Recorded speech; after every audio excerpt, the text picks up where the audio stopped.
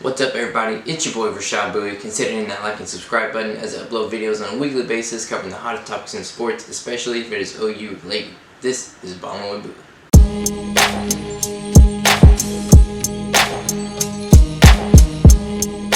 Today I want to talk about how dominant the OU softball team was in their regionals. I'm going to break down each of their regional games in the NCAA tournament where they were able to advance to the super regionals once again. So let's jump right in.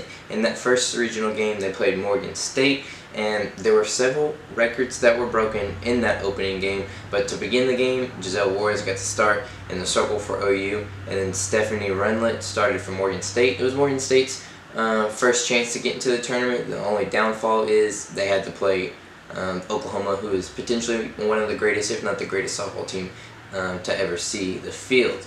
Anyways, to start the game, 3 up, 3 down for Giselle Juarez. She had 2 Ks, and then on the to get the bats going for OU, they had a leadoff double by Tiara Jennings, which was followed by Ala walk, and then Hanson was able to bring in a run with an RBI single. Lions bunts to bring in 2 runs after there was a throwing error on first, and that trend just kind of continued. I'm not going to break down the entire game just because so much happened. There were so many runs that came across the board, but that trend continued throughout the game. Nicole Mendez was able to set a postseason record for the University of Oklahoma with 7 RBIs in the regionals, and then OU was able to blank Morgan State, which isn't something you want to see if you're Morgan State. I mean, they were excited to be in the tournament. I saw several videos where they were pretty ecstatic to be in Norman, and they were grateful that Norman was accepting them the way that they were. But OU ended up shutting them out 19-0 with the help of G. Juarez in the circle, and then Olivia Raines came in the 4th inning to replace Juarez, because there was no point in Juarez pitching at that point. And Nicole May entered in the 5th inning in the circle to close things out.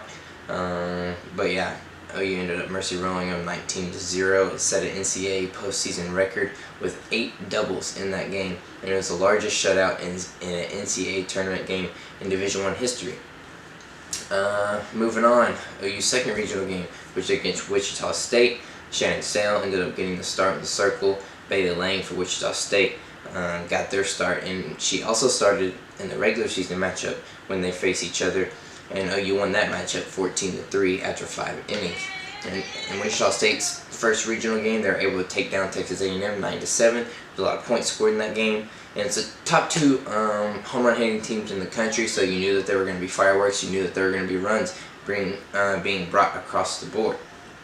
But the first inning, Madison Perrigan hit a 2-out solo home run for Wichita State to grab an early 1-0 lead. And OU was able to get runners on the corners in that bottom of the first inning, but they weren't able to grab the lead or tie it up. And Wichita State ended the first inning with a lead over the number 1 team ranked in the country, 1-0.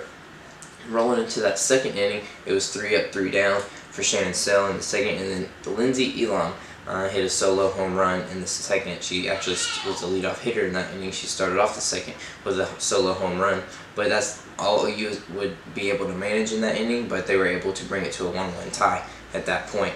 In the third inning, pretty quiet for both teams, not much action happened, and then rolling into the fourth, Riley Buck, another 2-out solo home run was hit by Riley Buck for Wichita State to grab the lead back, to grab that 2-1 lead. And then at that point, G. Juarez replaced Sale in the 4th inning.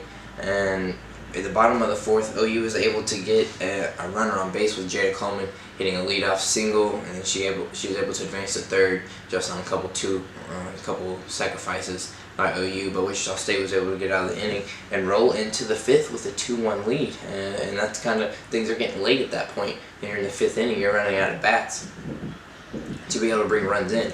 But 5th inning, that's where the action happened for OU, because it was a quiet inning for Wichita State once again. And then Jennings had an RBI double to bring Mendez in to tie the game. Ala followed it up with an RBI double of her own to grab that 3-2 lead, and it just kind of started snowballing. Hanson followed that with an RBI single, and then Lindsey Elam topped it all off with a 3-run home run on a 3-0 count. She got the green light, I guess, on that 3-0 count and let it fly, and she ripped it, and they grabbed a 7-2 lead rolling into the 6th, and then Wichita State was able to get a couple runs back. They like I said, you knew that nothing was going to happen quietly in this game, and Wichita State had a 3-run home run once again, or they had a home run once again, but this time it was a 3-run home run, and it was Riley Buck once again to cut that Sooner lead to 7-5. But that's all that would happen. That would be the end of the scoring. Sooners would go down quietly in that 6th inning, and then Wichita State would go down quietly in that 7th inning. Even though they were able to get 2 runners on base, they were never a threat to come across the plate. Anyways, OU won 7-5 to advance to another regional final, and they were trying to advance to their 11th straight super regional at that point, and rolling into their 3rd regional game to give them the opportunity to advance to that super regional. You had Olivia Raines on the mound for OU for her first start of the season, and this was a very questionable call.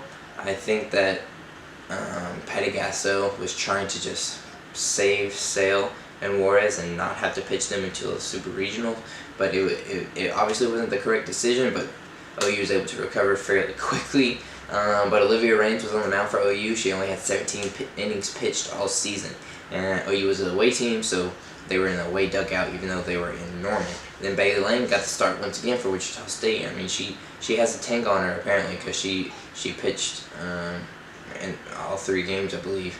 That they all 2 games that they faced OU, and then I think she pitched 3 games in the regionals. But she didn't last long in this one. To start the game, OU advanced, or got 2 in scoring position, but they weren't able to bring them across. So going to the bottom of the 1st, Wichita State goes up to bat, and they absolutely pounded Olivia Rain and got her out of the game pretty quickly, because they got a leadoff double, and then they loaded the bases with a walk and then a hit batter. And then they hit a double in the gap, which cleared the bases to grab a 3-0 lead. At that point, Raines was replaced by Alana Thied, and she had only pitched 10 innings all year. So this is another pitcher you're throwing in there who doesn't have much experience. And you have Sale and Giselle Juarez, and you have May in the bullpen, and you bring in your decision is to bring in these 2 pitchers who haven't done much of all season. Anyways, he brings her in, and Wichita State hits an RBI single, which is followed up with another single, but then Nicole May comes in after that and closes out the inning. But Wichita State grabs a 4-0 lead, which is OU's largest deficit of the season. They have never been down more than, I believe, 2 runs, and Wichita State was able to double that up and grab a 4-0 lead after just 1 inning. But let's roll on into the 2nd, because that's where the lead would end for Wichita State. OU loaded the bases with 1 out, and then Nicole Mendez hit a single to bring in 2 runners to cut into that lead, and then Jennings followed it up with an RBI double to tie it up at 4. So Wichita State seemed to be in control. I mean, after grabbing that early lead, but then OU were letting the bats fly, and they were able to grab or tie it up really quick, and then go on to grab the lead, because they grabbed the lead after a single by Hansen, a 5-4 lead. Then there was a wild pitch that brought Alo in from 3rd, and Grace Lyons hit an RBI double, which was followed by an RBI single by Elam to extend that lead to 8-4, and that would be the end of the inning for OU. They would, I say only manage 8 runs, but 8 runs is a tremendous amount, but they managed 8 runs in that 2nd inning to grab an 8-4 lead. And the runs would continue for OU. It wouldn't be a trend that would stop. It would be a trend that continued throughout the entire game. And OU would go on to win 24-7. Now that sounds like a football score. That sounds like something you hear around football time, 24-7. But this is a softball game, 24-7. That's OU's 11th straight super regional that they were able to clinch, and it tied an NCAA single game postseason record with 6 home runs. They set an NCAA regional record with 24 runs in 1 game, and they broke their own NCAA regional record for total runs, which the record that they set in 2013 was 41, and they were able to manage 50 this past weekend. And that's insane. 50 runs in 3 games, 24 in 1 game. I mean, OU is the hottest team in softball right now. It doesn't matter who they go up against at this point. I don't know who's going to slow their bats down, because no one has been able to do it and really all season. Even in their losses, I mean, their bats weren't too bad, but I'm excited. OU's advancing, which I knew they would. I knew they'd advance super easy. So now it's time for super regional time against 16 seed Washington. So let's see what happens. Catch y'all then. Deuces.